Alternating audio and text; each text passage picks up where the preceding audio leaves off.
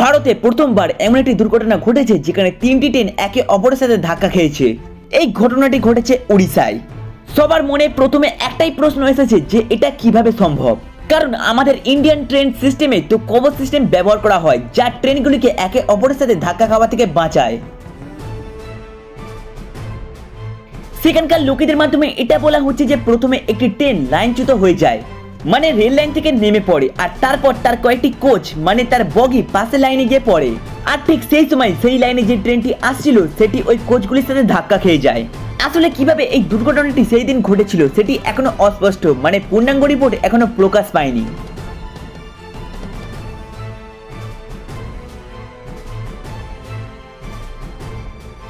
কিন্তু এই ভয়াবহ দুর্ঘটনা ঘটার পর কিছু প্রশ্ন উঠে আসছে যে এত স্ট্রিক্ট কভার সিস্টেম থাকা সত্ত্বেও এমন দুর্ঘটনা কিভাবে ঘটলো। কিন্তু অ্যানালাইজ করার পর জানা গিয়েছে যে এর উত্তর হলো এখানে কোনো কভার সিস্টেম ইনস্টল করা ছিলই না।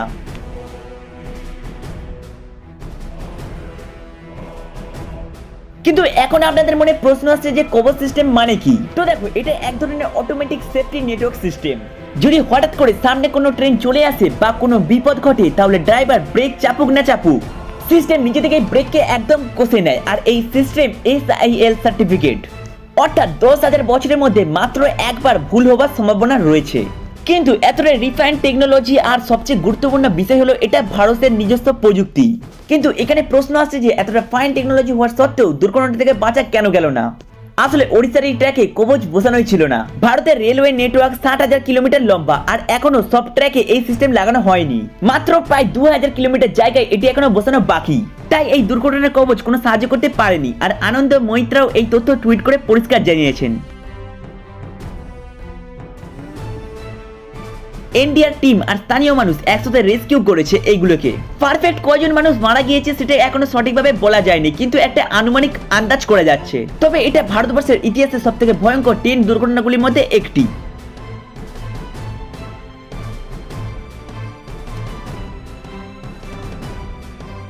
তো বন্ধুরা, এবারে আপনারা একবার প্লেনের কথা ভাবুন। প্লেন চালানোর সময় সবসময় দুজন থাকেন, একজন পাইলট এবং একজন কো পাইলট। কারণ একজন দিয়ে শুধুমাত্র প্লেন চালানো একদম অসম্ভব, মানে সম্ভব নয়। কিন্তু ধরুন কোনো এক সময় মূল পাইলট হঠাৎ করে ব্রেন হেমারেজ হয়ে অজ্ঞান হয়ে গেলেন, তখন কো পাইলট প্লেনের পুরো দায়িত্ব নিয়ে নেয়। কিন্তু আরেকটি ইন্টারেস্টিং ব্যাপার হলো দুজন পাইলটকে কখনো একই খাবার দেওয়া হয় না। মানে ধরুন পাইলটকে দেওয়া হলো ডাল ভাত এবং কো পাইলটকে দেওয়া হলো সবজি রুটি। কিন্তু এমনটা কেন করা হয় জানেন? মানে ধরুন যদি তারা দুজনে একই খাবার খেয়ে ফুড পয়জনিং এ আক্রান্ত হয়ে গেলেন, বমি, অসুস্থতা ইত্যাদি, তাহলে দুজনেই একসাথে অচল হয়ে যাবেন। তাই সবসময় পাইলট আর কো পাইলটকে আলাদা আলাদা খাবার দেওয়া হয়। এটা শুধুমাত্র সাজেশন নয়, বরং ম্যান্ডেটরি রুল। আর এই রুলটা এতটা স্ট্রিক্ট যে আপনি এর খাবার ওকে বা ওর খাবার একে দিতেই পারবেন না। আর যদি আপনি এটা করেন তাহলে আপনার অনেক বড় সাজা হতে পারে। আর এটা পরিষ্কারভাবে ম্যান্ডেটরি রুল অথবা গুগলে লেখা রয়েছে, যেটাকে এখন আমরা স্ক্রিনের মধ্যে দেখতেই পাচ্ছেন। এবং এই নিয়মটাকে এয়ারবেস সিস্টেম অনেক কঠোরভাবে দেখে এবং কঠোরভাবে পালনও করে, কারণ তারা জানে যে একটা শুধুমাত্র খাবারের কারণে কয়েক মানুষের প্রাণ যেতে পারে।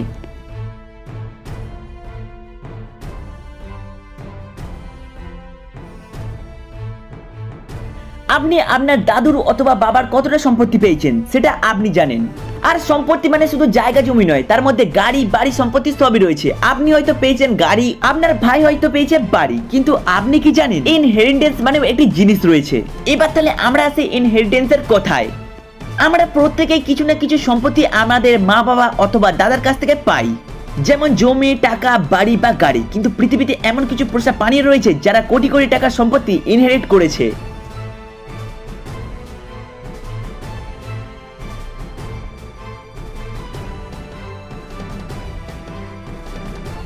উদাহরণস্বরূপ আপনাদের কাছে কতগুলি এখন দৃষ্টান্ত রাখি, যেটাকে শোনার পর আপনাদের মস্তিষ্ক হেলে যেতে বাধ্য হবে। সব থেকে প্রথমে উদাহরণস্বরূপ আমাদের সামনে যেটি আসছে সেটি হলো আমেরিকার একটি মুরগি। হ্যাঁ, মুরগি মানে চিকেন, যার নাম ছিল গিগো।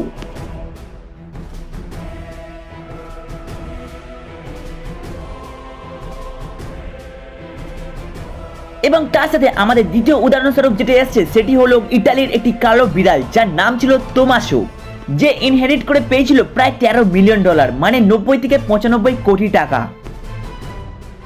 কিন্তু এটা কিভাবে হয়? তো দেখো, আসলে মালিকরা আগে থেকে পেট ট্রাস্টের সাথে সাইন করে রাখে, মানে তাদের মৃত্যুর পর সেই টাকা বা প্রপার্টি ট্রাস্টের হাতে চলে যায়। কিন্তু সেটা শুধুমাত্র তাদের পোষা প্রাণীর জন্যই খরচ করা হবে। তাই আসলে ট্রাস্ট টাকা কন্ট্রোল করে কিন্তু প্রাণী তার বেনিফিশিয়ারি হয়। মানে এটা এভাবে কাজ করে দেখো, মানে প্রথমে ধরো তোমার কাছে টাকা রয়েছে কোটি কোটি টাকা, এবং ধরো তোমার কোনো আত্মীয় বা কোনো সন্তান নেই, তুমি শুধুমাত্র কুকুর বিড়াল অথবা মুরগি এদের সব নিয়েই থাকো। এবার আপনি ভাবছেন যে আপনি মারা যাওয়ার পর আপনার সম্পত্তির ভোগদারি কে হবে, তো তখন আপনি ট্রাস্টের কাছে আপনার মুরগির নামে আপনার সব সম্পত্তি লিখে দিয়েছেন। তো এমন সময় আপনার সব টাকা ট্রাস্টের কাছে চলে যাবে, মানে ট্রাস্টের কন্ট্রোলে থাকবে। এবার আপনি যখন মারা যাবেন তখন আপনার সব সম্পত্তি আপনার মুরগি কুকুর বিড়াল যার হোক চলে যাবে, এবং সেই টাকা দিয়ে সেই ট্রাস্ট কোম্পানি সেই প্রাণীদের কেয়ারিটি করবে। মানে ভাই তোমরা একটা দেখো যে একদিকে আমরা মুরগি প্রায় সময় খাই আর অন্যদিকে একটা মুরগি কোটি কোটি টাকা ইনহেরিট করে রেখেছে। মানে সত্যি এটা অনেকটাই অবিশ্বাস্য।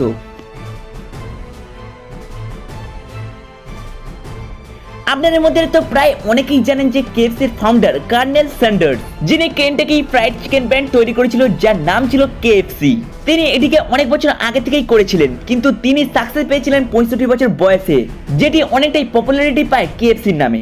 মানে যখন বেশিরভাগ মানুষ অবসর নিয়ে নেয় তখন তার গল্পে প্রমাণ করে দেয় যে বয়স কোনো রকম বাধা নয়, মানে বয়স শুধুমাত্র সংখ্যা মাত্র, বরং চেষ্টা করলে যে কোনো বয়সে সফল হওয়া যায়।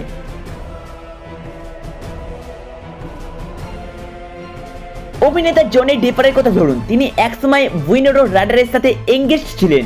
তখন তিনি তার স্ত্রীকে ইমপ্রেস করার জন্য তার হাতে ট্যাটু করেছিলেন যার নাম ছিল উইনেনা ফরএভার। কিন্তু সবথেকে ইন্টারেস্টিং ব্যাপার হলো যে তাদের ব্রেকআপ হয়ে যায় আর ট্যাটুকে সে পরিবর্তন করে উইনো ফরএভার করে রাখে। আর এখান থেকে আমাদের শেখা উচিত যে ভালোবাসার কারণে ট্যাটু করা বুদ্ধিমানের কাজ নয় বরং বোকামি, কারণ সম্পর্ক টিকে থাকবে কিনা সেটা কেউ জানে না, মানে কোনো গ্যারান্টি কেউ দিতে পারবে না। এবং ট্যাটু করা মানে আপনি সেটাকে লাইফ টাইম পর্যন্ত তুলতেও পারবে না, আর যদি তুলতেও চান সেটি অনেকটাই ঝুঁকিপূর্ণ হয়ে থাকে। তাই আগামী দিনে কাউকে ইমপ্রেস করার চক্করে নিজেকে বিপদে ফেলবেন না। বেশিরভাগ লোক নিজেদের ওয়েট বা নিজেদের শরীরকে কম করার চক্করে 0 ক্যালোরিজ ফুড বা অথবা নো ক্যালোরিজ ফুড সার্চ করে থাকে। মানে আপনি হয়তো দেখেছেন যে মার্কেটে অনেক কোক জিরো বা ডায়েট সোডা দেখেছেন যেখানে লেখা থাকে যে 0 ক্যালোরিজ, কিন্তু আসলে কি এটা 0 ক্যালোরিজ কি না? তো উত্তর হলো এর মধ্যে 0 ক্যালোরিজ একদমই না, এর মধ্যে ক্যালোরিজ থাকে। তো দেখো আসলে ফুডের নিয়ম হলো যদি কোনো খাবারে বা ড্রিঙ্কে 5 ক্যালোরি কম থাকে তবে কোম্পানি তাকে 0 ক্যালোরিজ বলে, যাতে তারা অ্যাডভার্টাইজ করতে পারে। তাই বন্ধুরা বিজ্ঞাপনে 0 লেখা থাকলেও আসলে কিন্তু ক্যালোরি তার মধ্যে থাকে, আর তাছাড়া একেবারে 0 ক্যালোরি কোনো খাবারে থাকা সম্ভবই না। তো দেখো এখানে আসল ব্যাপারটা হলো যে যদি কোনো খাবারে 5 ক্যালোরি থেকে কম ক্যালোরি থাকে তাহলে গভর্নমেন্টের নিয়ম অনুযায়ী সে নিজের অ্যাডভার্টাইজের জন্য এবং পপুলারিটির জন্য সে নিজের খাবারকে 0 ক্যালোরিজ বলতে পারে। তো এটাই হলো 0 ক্যালোরিজের আসল সত্য। যদি আপনি ভাবেন যে 0 ক্যালোরিজ খেলে আপনার ফ্যাট বাড়বে না, কিন্তু এমনটা নয়, ভেতরে ভেতরে আপনার ফ্যাট ফুলে ঢোল হয়ে যাবে। ব্যাপারটাকে এবার থেকে মাথায় রাখবেন। তো বন্ধুরা এইগুলো ছিল আজকের এই ইন্টারেস্টিং ফ্যাক্টস, আশা করি আপনাদের ভালো লেগেছে। যদি ভালো লাগে তাহলে কমেন্ট করে জানাতে একদমই ভুলবেন না। যদি ভিডিওটি ভালো লাগে তাহলে লাইক করুন, আর আমাদের চ্যানেলে নতুন হয়ে থাকলে চ্যানেলটিকে সাবস্ক্রাইব করুন। তো চলুন দেখা হচ্ছে নতুন ভিডিওতে, ততক্ষণের জন্য ধন্যবাদ এতক্ষণ দেখার জন্য।